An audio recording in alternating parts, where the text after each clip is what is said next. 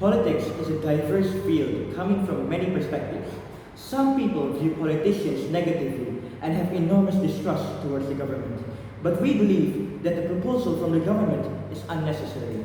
As the government says, that politicians need to take a competency test to be able to run for office, which is ineffective as it doesn't show the character of the politician enough, as it only tests sociology, economics, and law, which results could even be as easily manipulated and cheated even, making results unaccountable. As the test creator is also not known, they could be using their own visions, making the test not neutral.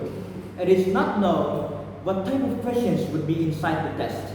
We believe that accountability could be shown better to transparency of a democratic process, which could be done from the people and by the people as observers to ensure that there won't be any violations anymore in the government.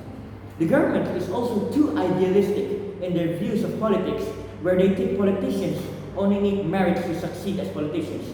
Even though having charisma is also necessary to be able to convene in diplomatic relations with others, including nations and other regions.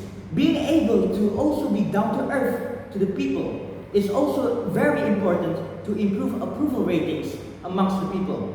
The test is only going to be ineffective as it won't show the characters of politicians compared to real actions and transparency in the government.